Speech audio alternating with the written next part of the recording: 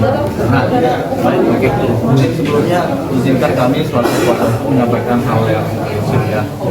Jadi kami ini sebagai kuasa hukum juga punya komitmen dan kode etik untuk menjaga kerahasiaan pelayanan. Jadi segala sesuatunya yang menyangkut materi perkara atau kondisi rumah tangga tidak dalam hal kami tidak dalam kapasitas untuk bisa menjawabnya.